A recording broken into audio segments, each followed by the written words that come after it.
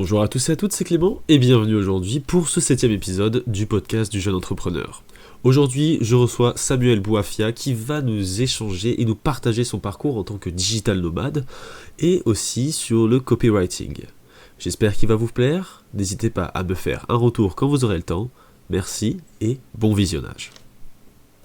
Bonjour Samuel, écoute, bienvenue sur ce 7e épisode du podcast du jeune entrepreneur. Je suis ravi de t'accueillir aujourd'hui. Est-ce que tu pourrais un petit peu te présenter aux gens pour commencer? Salut Clément, déjà merci de me recevoir. Alors moi je m'appelle Samuel Boifia, je suis auto-entrepreneur slash copywriter. En fait, j'aide les entreprises à convertir leurs prospects en clients grâce à la magie du copywriting et plus particulièrement de la vidéo de vente. Ça c'est un peu ma spécialité. Ok. Et à côté de ça, je suis digital nomade, c'est-à-dire que je n'ai pas de logement fixe et que en même temps que je développe mon activité, je voyage un peu à travers le monde et surtout l'Europe en ce moment. Alors, quand tu parles de vidéo marketing, je rebondis directement dessus. Quand tu parles de vidéo marketing, c'est les vidéos UGC là, qu'on voit un petit peu sur les réseaux sociaux ou c'est absolument pas ça du tout? Alors ouais, je fais de ça en fait. Ok. Je fais ouais, ce qu'on appelle la VSL. En gros, c'est des vidéos Mhm. euh, qui durent de 1 à 30 minutes dans le but vraiment de. C'est comme une page de vente en Ok. copywriting, c'est-à-dire avec vraiment une accroche, un développement, des arguments et à la fin tu pousses à l'action. D'accord. Et en fait, ça c'est la même chose mais en vidéo. En gros, dans la vidéo, tu présentes un argumentaire et le but c'est que ce soit vraiment convaincant. Ça se différencie un petit peu de la publicité classique qu'on a à la télé parce que à la télé, tu vois, on est plus dans l'émotion, Ok. on est vraiment sur des formats de 30 secondes, du coup, t'as pas vraiment le temps de présenter tous les bénéfices de ton produit, tu essaies d'aller vite. Hmm. Dans une vidéo de vente, tu as un peu plus de temps et tu peux être un peu plus, entre guillemets, informel et tu peux raconter un peu plus une histoire, tu as plus de temps pour poser vraiment les bases de ton projet et réussir à convertir ton client. C'est là où c'est hyper intéressant et c'est un super outil dont on parle pas beaucoup en France, finalement, je trouve. On parle beaucoup, tu sais, de pages de vente, de Ouais, séquences ouais, ouais, d'email, de ouais, ouais. tunnels de vente, mais on parle pas de la partie vidéo, même si tout le monde connaît la vidéo en soi.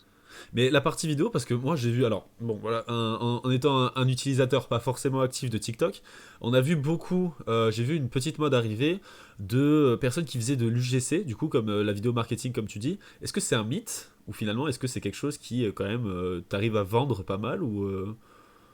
Parce qu'on voit beaucoup de Alors, formations, ça tu vois. dépend vraiment comment c'est fait. Toi, tu parles de quel type à peu près en général, j'imagine, c'est un peu les shorts, entre guillemets, qui durent avec Ouais, 30 secondes, avec c'est ça, c'est ça, vite c'est des ça. petits zooms, des petits cuts avec du texte qui s'affiche. Exact, tout à fait, ouais. Je pense à ça beaucoup parce qu'on le voit, il y a des gens qui disent, ouais, on gagne 5 à 10 000 euros par mois, etc. Est-ce que c'est vrai ou c'est un mythe, tu penses? Ça dépend vraiment des vidéos. Sincèrement, t'as des vidéos comme ça qui peuvent durer très peu de temps et qui fonctionnent bien. En fait, ça dépend si dans ce laps de temps, tu arrives à présenter tous les bénéfices de ton produit. Ok. Et là où ils sont forts parfois sur TikTok, euh, c'est que tu vois, par exemple, c'est souvent pour des produits un peu de cosmétiques ou des produits à vraiment à valeur ajoutée que tu peux voir immédiatement, quoi. Ouais. Ok. Où tu peux présenter un peu les bénéfices du produit par la vidéo sans avoir forcément à parler. Ah, Et ça quand tu c'est arrives bien à faire ça. ça, Ok. tu peux convertir plus facilement, quoi. Donc, Énorme. Et du coup, toi t'en fais un petit peu, c'est ça? ouais, j'en fais un petit peu, mais Ok. c'est pas encore ma spécialité, les vidéos TikTok. J'avoue que je préfère quand même le format mi-long, entre guillemets, si on Ok, peut appeler ouais. ça comme ça, Ouais, je vois, je parce vois. que je préfère vraiment présenter des argumentaires et je préfère vendre des produits qui se situent un peu au-dessus de 200 euros, 300 euros.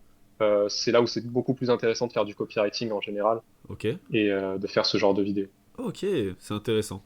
Alors dis-moi, t'es digital nomade, forcément. Quel parcours au niveau scolaire plutôt? On va commencer par le parcours scolaire. Quel parcours scolaire pour en arriver là aujourd'hui, finalement? Retour en enfance.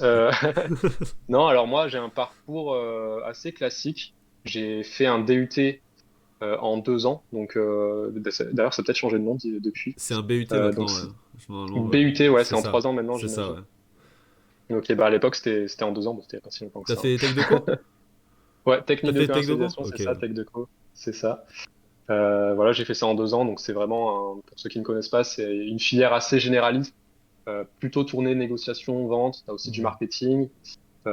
C'était pas mal formateur, j'ai fait quelques stages là-bas, j'ai commencé à découvrir un peu le domaine de la communication et du marketing. Ok. Euh, Ça me plaisait bien, il y avait cet aspect un peu création euh, que je retrouve actuellement dans mon activité. Suite à ça, j'ai décidé de partir un an au Canada pour effectuer ma licence. D'accord. La licence en administration, pareil, assez généraliste. Donc Toujours une petite spécialisation dans la com. t'es passé de BUT Tech Deco, d'accord, en France, à partir, donc avec un diplôme en bac+2, à partir sur quelque chose au Canada pour finir ta licence. On est d'accord? C'est ça, en gros, j'avais mon diplôme en 2 ans. J'avais le droit avec l'école de partir un an à l'étranger. C'était un partenariat, Ok, mais qui me validait en fait vers un niveau licence. Donc ça s'appelait le DUET, ok, DUETI, quelque chose comme ça. Et ouais. ça validait un niveau licence qui me permettait ensuite d'accéder à un master. Mais c'était ouais, c'est carrément, c'était un partenariat proposé par l'école. Ouais, c'est ça. C'est C'est génial, ça, c'était un partenariat. c'est génial. Ok, ok, Donc ouais, du coup, j'ai fait ça. Je suis parti un an. C'était une expérience. Je pense que c'est vraiment l'expérience qui m'a un peu changé personnellement, quoi. Enfin, tu vois, je suis parti seul, je connaissais personne. Je suis resté un an. Je me suis fait euh, plein de ok, connaissances. Une super expérience. ouais, Suite à ça, je suis rentré en France. Je me suis dit, il fallait que je me spécialise. Euh, j'ai toujours été fan un peu de l'aspect psychologie, de l'aspect création qu'on retrouve dans le marketing. Du coup, je me suis dit, bah, allez, go, je vais faire une école de publicité. ok, Je m'inscris en école de publicité en alternance. d'accord. Une année sur Bordeaux, une année sur Paris. Ah, ok, Et c'est bien ça. C'est pas mal, ouais, ok.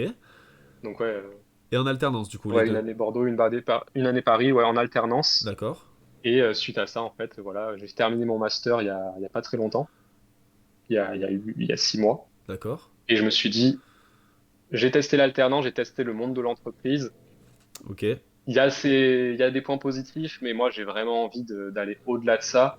ok, Et je me suis dit, allez, je vois tout le monde qui se lance à son compte. En plus, j'étais beaucoup sur LinkedIn pendant mon job. Et je me suis dit, mais attends, il y en a qui arrivent à générer des sommes folles en quelques années. Il y en a qui arrivent vraiment à vivre une vie qui choisissent vraiment, tu vois, grâce à ouais, l'entrepreneuriat.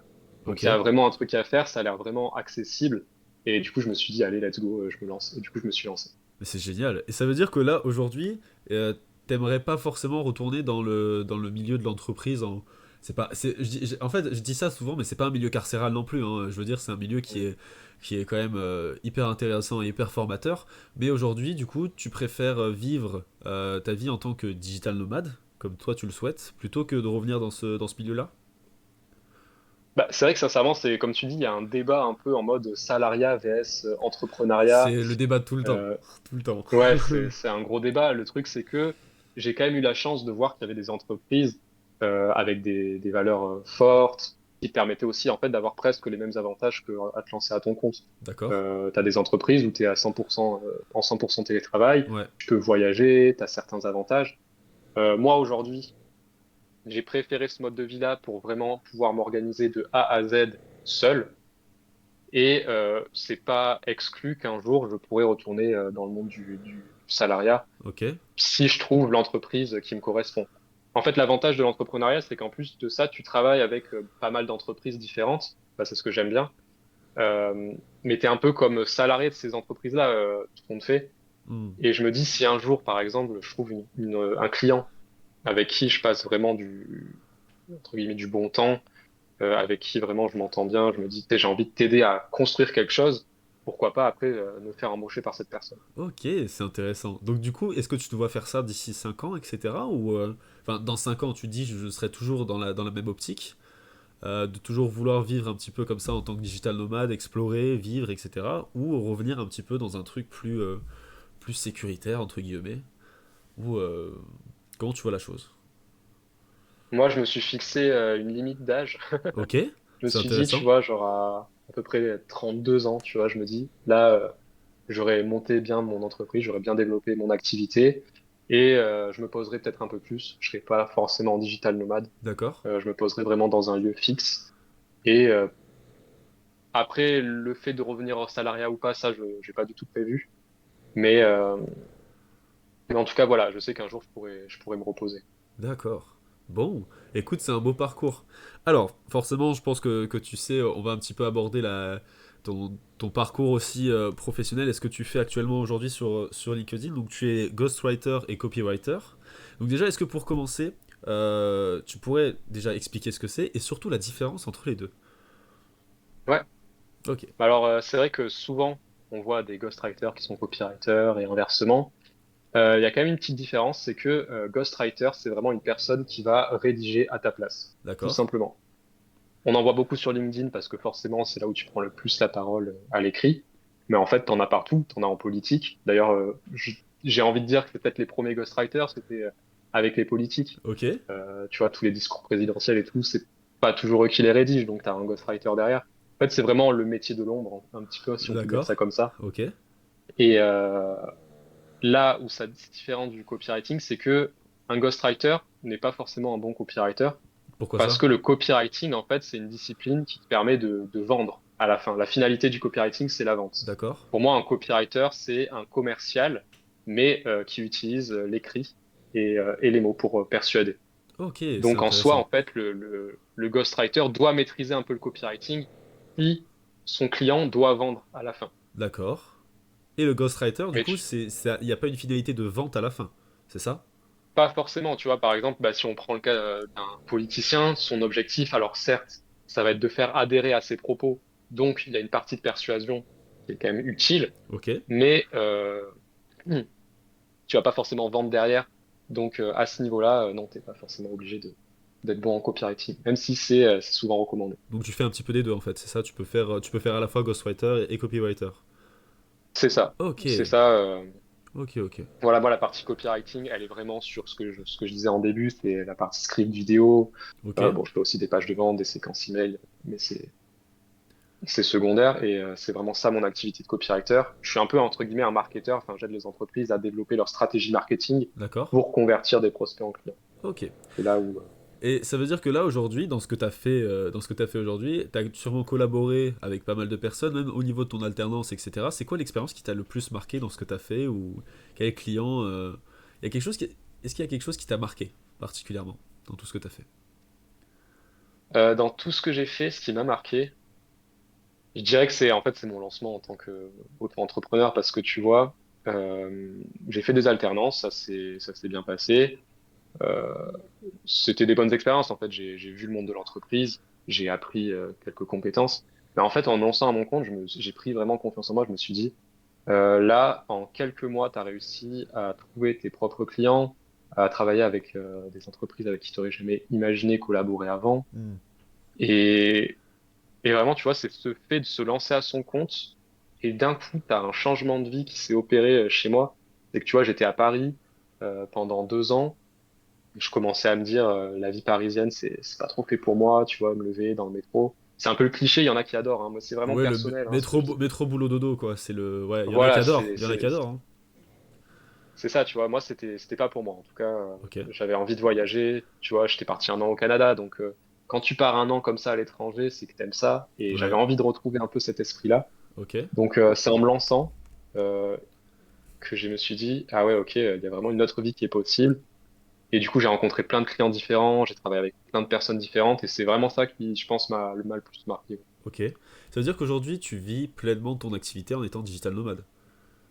Ouais, Ok. aujourd'hui, c'est ça, c'est que bah, pour l'instant, voilà, je peux vivre quoi, tout en étant à l'étranger. En Ok. fait, j'ai le même autant de dépenses aujourd'hui que quand j'étais alternant à Paris. Ok, et tu gagnes aussi à peu près, bon là c'est un peu la partie cruciale, est-ce que en étant digital nomade aujourd'hui, tu gagnes à peu près aussi bien ta vie que si tu étais, je sais pas, tu vois, mais est-ce que si tu gagnes aussi bien ta vie que si tu étais salarié, ou tu penses que c'est un peu plus compliqué comment tu te situes là-dessus à peu près? Sincèrement, j'ai eu la chance d'avoir des clients assez rapidement. Ok, Euh, Peut-être que mes alternances ont aidé là-dedans. Et du coup, ouais, aujourd'hui, j'ai exactement le même, entre guillemets, salaire. Bon, même si quand tu es auto-entrepreneur, c'est pas vraiment un salaire, ok, mais entre guillemets, j'ai le même revenu que quand j'étais alternant aujourd'hui. ok, Et je me dis que vu que c'est que le début, tu vois, mon objectif, bien sûr, c'est de faire encore plus après. Donc, ouais, en fait, mon niveau de vie va même finalement être mieux que quand c'est j'étais. intéressant, c'est intéressant. Alors, la question que je me pose aussi, je suis désolé parce que je suis à la fois très très curieux de ce mode de vie-là, qui m'intéresse aussi pour l'avenir. Moi, il y a une question qui se pose quand même, c'est comment est-ce que tu arrives à gérer l'équilibre, alors là c'est une question assez cruciale, au niveau plus de ton équilibre personnel, comment est-ce que tu arrives à gérer à la fois la famille, les amis que tu as dû laisser à la fois à Paris, à Bordeaux, peut-être à Tech Deco aussi à l'époque, comment est-ce que tu as réussi, comment tu réussis à gérer tout ça? Ouais, c'est une bonne question. C'est un peu d'organisation. En fait, mes destinations sont prévues à l'avance. Je sais que tel mois je pars. Ok, Et à chaque fois, en fait, j'ai un petit point de repli. Tu vois, moi, je suis de Toulouse à la base. d'accord, C'est là où j'ai, entre guillemets, tous mes amis. J'en ai aussi à Paris, etc. Mais mon but, en fait, c'est de me dire, OK, là, je voyage pendant 2 mois. Je me pose 2 semaines à Toulouse. Je vois ma famille, mes amis. Je repars. Là, je me pose peut-être à Paris pendant 3, 4 jours. Je vois mes amis. Je vois aussi des clients parce que des fois aussi, c'est bien de rencontrer ses clients de temps en temps. ok. C'est les personnes avec qui tu travailles. Et après, je repars. En fait, c'est ça. C'est vraiment, je pars, je reviens. Je fais un petit peu mon réseautage. Je repars. Et c'est un peu comme ça que je gère un peu la balance. Donc tu arrives à quand même à avoir une belle stabilité au niveau relationnel, on va dire, sur ça quand même. C'est ça. Après, bien sûr, ouais, je te cache pas que quand même, t'as ce côté réseau qui peut manquer à l'étranger, tu vois, selon les destinations. Ok, Là, actuellement, je suis en Croatie. Euh, je rencontre pas d'autres entrepreneurs en Croatie c'est plus compliqué. actuellement. Donc, tu vois, c'est ce qui peut manquer. Je sais qu'il y a des destinations un peu plus populaires, tu vois. Si par exemple tu pars à Bali, tu pars à Dubaï, C'est ça. là, tu sais que tu vas retrouver d'autres entrepreneurs et tu te fais d'autres amis. Donc, c'est juste qu'aujourd'hui, je les vois un peu moins, tout ce qui va être ma famille, mes amis.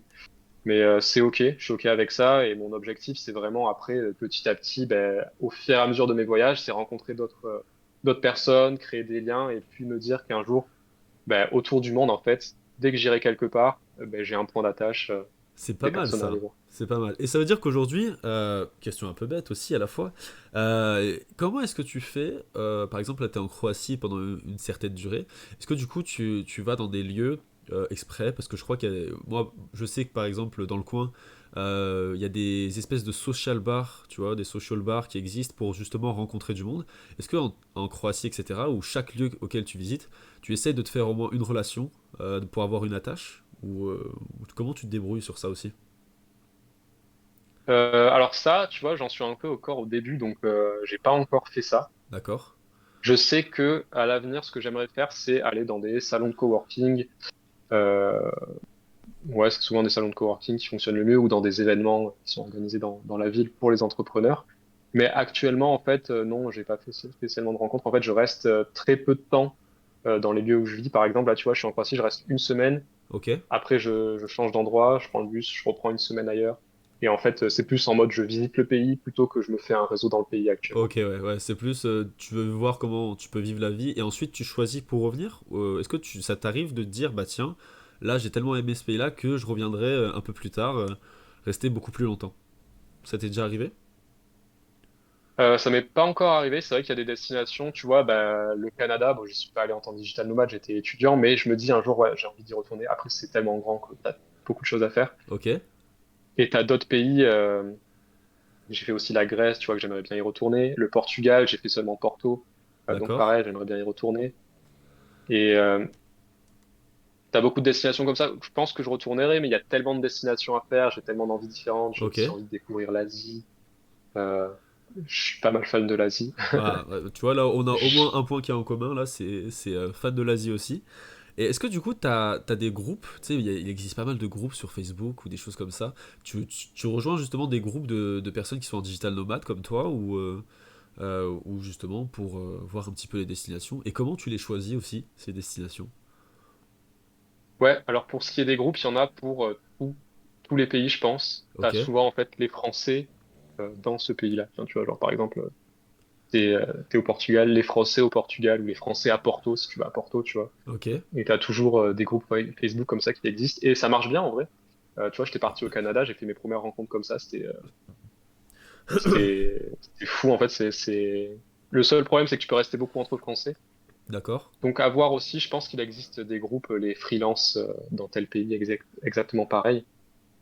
Et ça fonctionne bien, sincèrement, je recommanderais de faire ça Ok, si vraiment vous partez seul. Et pour ce qui est des rencontres. La deuxième question, j'ai déjà oublié. C'était au niveau de, donc là c'était la première, c'était au niveau des groupes, et la seconde c'est comment tu arrives à choisir tes destinations. C'est-à-dire que tu Ouais. le fais au feeling, tu fais comment? Pour choisir la destination, sincèrement, là, c'est au feeling. Je me suis dit, j'ai envie de faire l'Europe. J'ai envie de faire un peu ce qui est à côté de nous pour l'instant. Ok, Parce que l'Europe, au final, en tout cas, dans mon cas, je connaissais pas beaucoup. Même la France, en fait, tu vois, j'ai commencé un petit peu à visiter la France. J'avais des villes que j'avais jamais faites avant. ok, Et je me suis dit, c'est un peu dommage, tu vois. Je suis français, je connais pas la France. Pareil, on est en Europe. Ça serait cool un petit peu de connaître les pays qui nous entourent. Du coup, euh, du coup, voilà, c'est un peu comme ça que je décide. Et après, ça va être par affinité. Là, comme je te disais, il y a l'Asie qui me fait un peu de l'œil. J'ai d'accord. envie de faire le Japon, j'ai envie de faire la Corée, Vietnam, Thaïlande. Voilà. Ouais, je vois. Tous les pays, non, les pays asiatiques sont vraiment tip top pour ça aussi, hein, je crois. T'as une ambiance, t'as une espèce de vibes aussi là-bas qui est vraiment intéressante. Euh, Est-ce que aujourd'hui tu penses que tu conseillerais à quelqu'un qui sait pas trop où il en est dans sa vie, entre guillemets, voilà, c'est, qui a un peu des doutes au niveau professionnel, etc., de devenir une digital nomade, de faire un voyage, de justement pour se recentrer sur soi, etc. Tu penses que tu le conseillerais aujourd'hui? Ouais, sincèrement, bah forcément, si en tout cas c'est quelque chose qui t'attire, le voyage, je pense que je le recommanderais à tout le monde. Ok, Après, tu vois, il y a être digital nomade et travailler à l'étranger, et il y a juste, entre guillemets, voyager. ok, Si vraiment ce dont tu as besoin, c'est t'as fini tes études ou t'en as un peu marre de ton travail, t'as envie de te recentrer sur toi, comme tu dis, de faire un peu une introspection, là, je conseillerais de partir et de laisser un petit peu de côté la partie travail, quitte à y revenir au cours de ton voyage, à te dire, tiens, je commence à avoir une idée de projet, euh, je commence à écrire un petit peu, là, ok. Et après, vraiment, la vie de digital nomade, c'est vraiment un choix. Faut se dire, ouais, là, j'ai plus de logement, j'ai plus d'attache. Entre guillemets, tu pars avec un petit sac à dos, t'as rien, t'as plus d'appartenance ouais, en fait. ouais, je Et vois, là, ouais. c'est un autre mode de vie. T'abandonnes pas mal de choses, entre guillemets, tu vois. Tu peux être isolé un peu plus facilement. Mais par contre, si t'aimes voyager, si t'aimes rencontrer de nouvelles cultures, découvrir, ouais, là, je le recommanderais clairement. Ok, putain, c'est vraiment bien. Et, dis-moi, alors, il y a quelque chose qui était intéressant à la fois aussi sur ton profil LinkedIn, parce qu'on va quand même se recentrer un petit peu aussi sur ça, sur ton côté un petit peu plus professionnel. Euh, alors, il y a quelque chose qui m'avait pas mal impressionné, c'est le côté pet sitter que tu avais fait. Qu'est-ce que c'est? Ouais. Alors du coup, on va rester sur le voyage au final parce que j'étais pas payé pour cette activité. Ok, Mais ouais, en fait, tu vois, j'ai découvert ça en fait en regardant les logements Airbnb ben, pour loger à l'étranger. Je trouvais ça hyper cher. d'accord. Aujourd'hui, quand tu veux prendre un Airbnb, d'ailleurs, quel que soit le pays, j'ai l'impression, les prix ont augmenté. Enfin, c'est abusé, quoi. Tu vois, Ouais, par ouais, exemple, ouais, pour ouais. vivre un mois dans une ville, par exemple, tu vois, j'étais à Strasbourg, qui est quand même pas Paris. Je payais le même loyer à Strasbourg qu'à Paris en étant sur Airbnb. C'est chaud, Bon, après, bien sûr, t'as des moyens de détourner ça en France, en tout cas, mais dans d'autres pays, tu peux pas. d'accord. Et du coup, ça fait un peu cher. Et je me suis dit, mais c'est pas possible, je vais pas pouvoir continuer d'être digital nomade si je paye autant qu'à Paris C'est pour impossible, un tu peux logement. pas. Clairement. Du coup, j'ai commencé à regarder d'autres possibilités. Ok, J'ai vu les auberges de jeunesse. Moi, je voyage en couple, donc c'était pas forcément le mieux c'est d'être sûr. dans un dortoir. C'est sûr, c'est Voilà. pas évident. C'est pas évident. Tout seul, peut-être que tu l'aurais fait, mais à deux, c'est pas l'idéal quand Seul, même, je hein. l'aurais fait, tu vois. Seul, il y a encore plein d'autres possibilités. À deux, pas trop. Et du coup, je commence à tomber sur un blog anglais Ok, qui parlait de pet sitting. Et tu avais une application qui permettait justement, en échange d'un logement, tu gardais les chiens des propriétaires. c'est génial. J'ai découvert ça, je me suis dit, mais allez. En fait, c'est une application anglaise. Donc, il y a une majorité de logements qui sont en Angleterre. Du coup, il y a moins d'un mois, je suis parti en Angleterre pour aller garder des chiens dans des maisons qui sont juste folles. Enfin, tu vois, moi, je viens pas d'un milieu de très riche, donc tu vois, quand je voyais ces maisons, c'était fou, quoi, pour moi. C'était quoi? C'était des villas, des Et en maisons fait, sur voilà. deux étages? C'était quoi? Ça ressemblait à quoi à peu près? Enfin, si, Ouais, souvent, c'est des villas. Après, t'as vraiment de tout. En fait, n'importe qui peut mettre son logement, mais en général, les personnes qui font ça, c'est des personnes qui ont les moyens de se payer des vacances, qui partent assez longtemps et qui n'ont pas forcément envie de laisser leur chien, à qui ils tiennent beaucoup, Ok. à des entreprises, tu vois, des chenils, des choses comme ça. Du coup, ces personnes-là préfèrent des personnes de confiance parce que sur l'application, bien sûr, tu es noté, tu as Ah des ouais. photos pour être un peu plus C'est le, euh, dans ce qui est de c'est le confiance. TripAdvisor de l'humain en fait. C'est un peu dans le même style. Je sais pas si Ouais, on c'est peut. ça, par contre. Peut-être pas un TripAdvisor, mais ouais, c'est les avis Google, quoi, on va dire. C'est les avis Google, mais de l'être humain, quoi. C'est pour voir. Ou un Fiverr, mais pour pas les mêmes types de prestations, quoi. C'est ça, et puis là, c'est du gratuit, donc tu as vraiment envie de prendre quelqu'un qui est bien noté parce que la personne, tu la payes pas. Donc, tu lui passes ta maison, tes chiens, et t'as rien d'autre pour lui faire confiance, quoi. Donc, C'est vrai que c'est enfin, tu tendu. vois, en France, il y en a de plus en plus, mais ça se fait pas encore beaucoup. Mais je peux comprendre parce qu'en France, je pense qu'on est beaucoup plus méfiant. Ouais. Et enfin, en tout cas, moi, personnellement, je ferais pas forcément confiance. Je laisserais Mais pas moi aussi, quelqu'un garder mes chiens. je pense que moi aussi, je serais pas en confiance, mais ça veut dire que là, tu serais capable de faire. Parce que là, comment ça se passe? Ça veut dire que là, la maison où t'étais, tu vois, t'aurais pu. Enfin, je dis ça dans la pire situation, hein, je dis, t'aurais pu voler des choses, t'aurais pu ceci, cela, t'as une garantie, t'as un truc, ça se passe comment? Alors ouais, tu as des assurances grâce à l'application, si tu souscris à l'assurance de cette application-là. Ok. Mais globalement, en vrai, t'es pas tant couvert que ça. Donc la personne a Waouh. intérêt d'être couverte contre le vol Waouh, waouh, waouh. d'elle-même. Ok. Et en soi, ouais, j'aurais pu voler plein de choses. Après, bon, du coup, tu tapes une sale note euh, pour créer un compte à la limite. Ouais, voilà. Mais Et c'est terrible, bon, hein. bien sûr, c'est pas le but, hein. Non, mais c'est Mais ouais, terrible. hmm, Tu peux être t'es pas victime forcément d'escroquerie. protégé, donc t'as intérêt de faire confiance. C'est pour ça que en amont, en général, ce que tu fais, c'est que tu prépares un petit call avec la personne. Tu Ok. discutes un peu, tu essayes de voir s'il y a des affinités, des choses comme ça, Ok. pour faire un peu plus confiance. Ok, c'est intéressant ça, tout ça. Moi, alors, au niveau de, du coup, quand tu étais là-bas, donc tu étais tout seul ou tu étais avec ta copine aussi? Ouais, avec ma copine. T'étais avec ta copine. Alors, au niveau de ta gestion de travail, parce qu'on a dit gestion, équilibre, planning tout à l'heure, équilibre vie, famille, etc. Au niveau de ta gestion du travail, comment est-ce que tu arrives à gérer ton planning en tant que digital nomade? Est-ce que tu fais un 8h, 18h comme un salarié classique ou comme un salarié en entreprise ou justement tu arrives à définir tes plages horaires? Est-ce que tu travailles 22 heures comme étant un entrepreneur acharné, ardu? Comment ça se passe? C'est vrai que ça demande pas mal de planification en amont. Tu vois, tous les lundis, je me dis, OK, dans la semaine, il faut que ça soit cadré comme ça, comme ça, comme ça. Ok, Du coup, c'est un mélange de les tâches que j'ai à terminer dans la semaine. Tu vois, si avec un client, je dois avancer sur tel projet, il faut que je le cale un jour. Et un mélange aussi de qu'est-ce que j'ai envie de visiter, entre guillemets. Ok, c'est pas Du mal coup, ça. en fait, je cale mes emplois du temps en mode, on va dire, aller de 8 heures à 16 heures, je bosse, que ce soit sur mon business, la prospection, mes clients.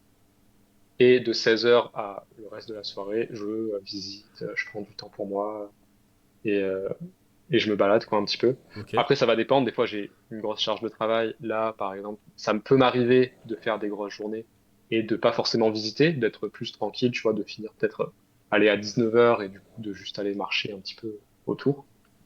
Mais la plupart du temps, voilà, c'est ça. C'est vraiment une organisation. C'est j'ai des blocs de travail vraiment bien précis pour toute la semaine. ok, ok. Ça veut dire que, alors, forcément, vu que toi tu es digital nomade, pour pouvoir faire ça à deux, j'imagine que ta copine l'est également. Pas du tout. Ah, alors, elle, actuellement, elle a réussi à négocier le 100% de télétravail avec son entreprise. C'est génial. Ouais, ce qui permet en fait de voyager. D'être capable de pouvoir en fait allier vos deux jobs entre guillemets quoi. Si on peut dire Voilà, c'est ça. ça. Et en fait, bah, ça, c'était pendant un temps. Et après, voilà, elle a pu quitter son travail et du coup, faire comme moi actuellement. Donc là, c'est une reconversion un petit peu. Ok. Et ça nous permet de voyager. En fait, on a un peu le même emploi du temps. Donc c'est vrai que c'est pratique. Vous arrivez bien à allier les choses. Alors, moi, petite question encore une fois, hein, bien sûr. Au niveau de ton expérience, du coup, tu en es arrivé au copywriting. Pourquoi t'en es arrivé à ça aujourd'hui? Pourquoi t'as voulu faire ça, ce métier en particulier, copywriting ou ghostwriter? Pourquoi le métier dans l'écriture plutôt que dans le métier graphiste, visuel, etc. Pourquoi t'as choisi ce secteur-là en particulier? Ouais. Copywriting, j'ai découvert ça un peu par hasard. J'ai commencé à faire quand j'étais petit de la création de contenu dès 10 ans, 12 ans, je sais plus quel âge j'avais. Je D'accord. faisais des vidéos sur YouTube. Ok. C'était mon premier pas vraiment dans tout ce qui était création de contenu. Mais tu vois, déjà à cette époque-là, je regardais comment faire un titre accrocheur, comment faire une petite miniature un peu sympa. Et en fait, aujourd'hui, quand je regarde ce que je fais, c'est un peu ce que je faisais aussi quand j'étais petit. Ok. En grandissant, du coup, comme je te disais, je me suis spécialisé en communication, en marketing. J'avais vraiment cet aspect-là que j'aimais beaucoup, avec la création de contenu. Donc c'était beaucoup d'écriture. Euh, C'était un peu mon point fort. Mais j'aimais aussi la psychologie. D'accord. Et en fait, j'ai découvert petit à petit que ce métier existait. Je voyais de plus en plus de personnes sur LinkedIn être copywriter. Et je me disais, mais c'est quoi ce métier? Je vois qu'il y a de l'écriture. Je vois que c'est des techniques de vente. Je vois que c'est de la psychologie. Ben, je me dis, ben, en fait, c'est le mix de tout ce que j'aime. Donc, OK, autant en faire mon métier. Et c'est comme ça que je suis venu au copywriting aujourd'hui. Ok. Et de ça, je me suis rendu compte que tout ce que j'apprenais en termes de techniques de vente, techniques marketing, c'était du copywriting. Donc en fait, j'en faisais depuis quelques temps déjà. Ok. Et ça veut dire en étant copywriter, est-ce que tu lis beaucoup? Est-ce que tu lis beaucoup? Oh. Alors, je pense que je suis pas le meilleur exemple pour la lecture. Tu vois, je D'accord. pourrais pas te dire j'ai lu 100 livres dans l'année. Mais ouais, je lis de plus en plus. Je me documente beaucoup. Moi, ce que je préfère comme format, c'est vraiment le format podcast, le format vidéo. Ok. Euh, C'est vraiment ce qui me parle le plus. Mais là, tu vois, j'ai eu une liseuse à Noël, super cadeau. Ah, une petite tablette Et Kindle. ouais, voilà, c'est Ok. ça. Et avec ça, du coup, par contre, maintenant que je voyage, c'est super pratique. Du coup, je lis beaucoup plus. Et ouais, la lecture, c'est vraiment un format que je découvre de plus en plus et que j'aime beaucoup parce que tu as beaucoup de valeur en un tome, en fait, en un livre. C'est ça. Ce que tu as de moins en moins, j'ai l'impression aussi sur Internet, c'est que aujourd'hui, tout le monde veut vendre des formations, tout le monde veut vendre des e-books. Et du coup, on te présente un peu de la surface, on rentre pas dans le vif du sujet. Et quand tu lis des livres, souvent des livres qui datent d'il y a 10 ans, 20 ans, les personnes s'en fichent de ça. Du coup, t'envoyer toute la valeur possible en un seul livre. Et ça, Mais généralement, en c'est plus, vraiment une... ce que tu dis, c'est qu'il y a des livres qui marquent. Je pense beaucoup au livre de Mark Manson, je parle parce qu'il est juste à côté de moi, tu vois. Mais tu vois, par exemple, ce livre-là, L'art subtil de s'en foutre, ce livre-là, il a porté tellement de valeur qu'il a quand même été traduit, je crois, dans plus de 50 langues, etc. Et aujourd'hui, c'est un best-seller, mais il a été écrit justement avec le surplus. Il a quand même beaucoup plus de valeur ajoutée que de rester en surface. T'as beaucoup de livres aujourd'hui qui, je trouve, sont plus commerciales que d'apporter de la vraie valeur aujourd'hui, quoi. Je pense que c'est comme ça, c'est ce que tu voulais dire à travers ça, quoi. Mais Ouais, ouais, clairement, les anciens livres sont intéressants aussi, je pense. ouais, c'est ça que je voulais dire, c'est vraiment ça, c'est que aujourd'hui, ça permet le livre de vendre quelque chose derrière, presque, tu vois. Ok, Donc après, je comprends, hein, c'est normal, c'est une stratégie comme une autre. Euh, mais du coup, c'est dommage parce que tu as cette difficulté à trouver un livre qui vraiment va te passer de la valeur. c'est Tu vois, dommage, te ouais. former avec les livres aujourd'hui, je trouve que c'est compliqué. Bah, il y a plus. En fait, il y a peut-être une dimension où on est passé du livre qui est aujourd'hui une surface, comme tu dis, alors qu'à l'époque, le livre c'était une finalité en soi. Je veux dire qu'on apprenait peut-être beaucoup plus, enfin on apprenait beaucoup plus dans un livre à l'époque que dans un livre aujourd'hui, quoi. C'est un peu du Mm. redondant. Les livres, alors je parle beaucoup au niveau de ça, mais les livres de développement personnel, c'est beaucoup tiré d'autres livres. Enfin, je veux dire, c'est du redondant, ils remettent ce qu'ils ont vu, c'est du copier-coller et c'est reparti, quoi. C'est dommage Ouais, pour ça clairement, c'est aussi. ça, c'est qu'en fait, tu avais un livre entre guillemets base, genre, je sais pas, tu vois, tu as une sorte de la Bible, par exemple, du marketing. C'est ça. Et ensuite, de cette Bible du marketing, il y a plein de petits auteurs qui ont pris, genre, le chapitre 1, le chapitre 2, Ça. et qui t'en ont fait un petit résumé. Et ouais, c'est ce qu'on voit majoritairement, je pense aujourd'hui. Ok. Bah, tu vois, c'est intéressant. Ça veut dire que toi, tu te formes essentiellement grâce à la formation podcast, vidéo, etc. pour apprendre. Parce que c'est vrai que les livres, comme tu as dit, c'était pas quelque chose qui était courant au début chez toi. Ça veut dire que tu t'es formé tu t'es formé grâce à quoi? Tu t'es formé grâce à ce que tu as vu sur internet, les cours, etc. Ouais, vraiment, c'est les formations en ligne, les podcasts, les vidéos, je prenais des notes. Ok. Après, c'est beaucoup d'observations aussi, regarder ce que font les autres. Parce que là, en fait, la personne, quand tu vas l'espionner un petit peu, euh, elle te donne pas ses astuces, mais toi, tu les vois parce que tu la vois euh, réaliser son succès un peu. Ok. Donc, il y a beaucoup de ça. Et après, par contre, pour tout ce qui est partie psychologie, tu as de très bons livres qui existent, Ok. même si c'est pas des formations en tant que telles, ça te permet de te former un petit peu à la psychologie. Ça veut dire que là, aujourd'hui, donc, est-ce que déjà la prise de notes est importante? La prise de notes est importante. J'ai encore du mal à tout noter. Ok. Des fois, tu vois, j'aime bien prendre un livre et juste le lire, tu vois, chapitre par chapitre, sans vraiment, T'as sans vraiment arrêté? prendre des notes. Parce que tu vois, moi, le truc, c'est que mes notes, je les prends avec mon téléphone, avec mon ordinateur. Et des fois, quand je suis en train de lire, je l'ai pas forcément à côté de moi. Du coup, ça me demande d'aller chercher, de prendre des notes. Mais quand je lis quelque chose d'intéressant ou un livre sur la psychologie, un livre qui va me former, je prends des notes parce que je me dis, sinon, en fait, c'est du temps perdu parce que tu lis et souvent tu oublies. Donc, Ouais, mais est-ce que. Ou alors, je trouve que c'est plus facile de d'écrire par exemple les idées essentielles quand t'écoutes un podcast. Quand t'écoutes ou quand tu regardes un podcast, je veux dire, moi, j'ai. Parce qu'au début, tu vois, sur LinkedIn, je faisais des résumés de conférences. Donc, j'ai cette capacité à pouvoir résumer des événements de 2 heures en un post LinkedIn. ouais. Et je résumais les grandes idées, etc.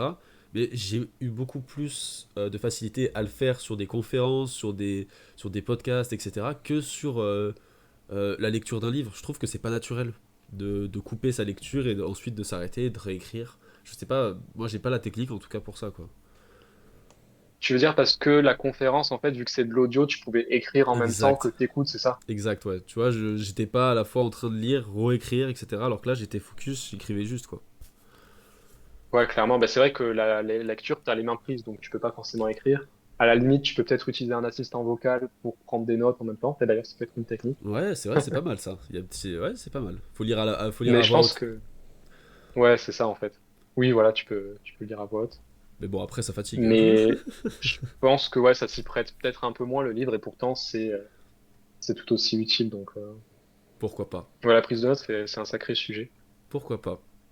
Alors, est-ce que pour quelqu'un qui serait intéressé par le ghostwriting et le copywriting, comment il pourrait faire appel à la fois à tes services et donc ça c'est la première question. Et j'en ai une seconde après, c'est quel parcours pour faire actuellement le métier que tu fais aujourd'hui? Pour faire appel à mes services, il faut aller sur LinkedIn et taper Samuel Bouafia. Vous reconnaîtrez avec le petit emoji encre, Ok, encre de bateau. Vous m'envoyez un message privé ou vous cliquez sur mon call to action qui est dans mon profil. Ça, c'est la partie pour faire un petit appel avec moi. Après, on prend contact, on fait connaissance, j'essaie de voir un petit peu vos problèmes. Je pose beaucoup de questions. C'est une sorte de thérapie, ok, comme si c'était avec un psy pour vraiment identifier ton problème et savoir si tu as vraiment besoin de mes services. ok, ça marche, Parce que ça arrive que, tu vois, il y a des personnes qui ont un problème, mais c'est pas forcément un copywriter dont ils ont besoin. Et d'accord. ça permet aussi ça, le petit appel de découverte. Et Ça si t'est je devais donner, ouais, ça t'est arrivé de refuser du coup comme ça des clients qui disent bah vous avez pas besoin de ça c'est pas moi vous avez pas besoin de mes services. Ça t'est déjà arrivé de ouais, dire très non? récemment, en fait, on m'a appelé pour faire un script vidéo, Ok, faire une vidéo de vente. Et là, ok, la personne a besoin de mes services. Et en fait, avant ça, la personne n'avait ni produit fini, ni base email, ni visibilité. En fait, personne n'arrivait sur son site, c'est-à-dire qu'il n'avait pas de trafic. Si on faisait une vidéo de vente, ça allait lui coûter assez cher pour au final convertir personne, parce qu'il y a personne aïe, qui a amené, il n'y a pas de trafic en fait. ok, Donc lui, ce qu'il devait faire, c'était toute une stratégie d'acquisition avant. Et ça, c'est un autre accompagnement. Je peux l'aider, mais en tout cas, c'est pas directement d'un copywriter dont il a besoin. ok, donc ça t'est Et déjà donc ça m'est arrivé. arrivé très récemment. Ok, sympa. Et donc pour une personne qui souhaite faire ton parcours, comment est-ce qu'il doit, quelles études peut-être, ou quelle formation il doit faire pour en arriver là? Aujourd'hui, t'as pas de formation scolaire pour être copywriter. Ça, c'est ce qui ressort souvent, et c'est vrai. Par contre, tu as de plus en plus de formations de qualité pour devenir copywriter. Ok, Tu vois, aujourd'hui, tu as la chaîne Les Copywriters qui existe, tu as Marketing Mania qui fait de la formation en copywriting, tu as PB Poncelin aussi, qui est copywriter et qui fait des super formations. Aujourd'hui, voilà, tu as ce contenu en ligne qui existe pour devenir copywriter. Après, ça demande aussi d'avoir quelques connaissances en marketing, d'être curieux surtout, d'aimer écrire.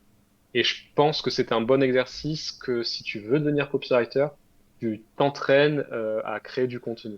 Parce Ok. que même si c'est pas la base de ton métier, la création de contenu, c'est un peu un exercice que tu fais quotidiennement et qui, à force, devient plus facile quand tu vas devoir écrire des pavés, parce que c'est quand même beaucoup de rédaction. Mais Ouais, aussi, énormément.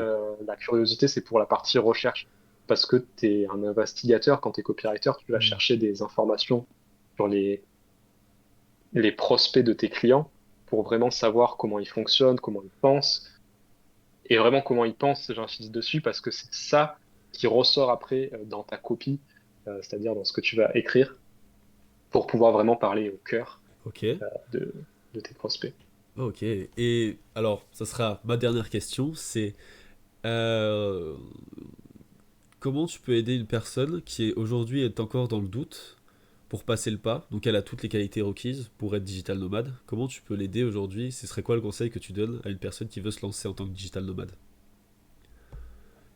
Regarde ce que tu as à gagner plutôt que ce que tu as à perdre et vas-y et fonce rapidement, tu vois. Genre réfléchis pas trop. Ok, c'est pas mal ça, c'est pas mal. C'est vraiment ce qui a marché pour moi, c'est que du jour au lendemain, je me suis dit, allez, j'y vais, je réfléchis pas, c'est parti, je pose ma résiliation de logement, je pars. Et c'est fini. Excellent. Bah écoute, Samuel, je te remercie d'être venu aujourd'hui pour nous parler un petit peu de ton parcours, à la fois aussi de ton expérience en tant que digital nomade qui était très très intéressante, et à la fois aussi de ton métier. Donc on pourra aussi te retrouver en description aussi euh, pour revenir sur ton LinkedIn, et je te remercie aussi de m'avoir donné de ton temps pour l'épisode d'aujourd'hui. Ben, merci beaucoup à toi, Clément, pour l'invitation, c'était vraiment super, c'était intéressant. Et bah à la prochaine, Samuel. Merci, salut, à la prochaine.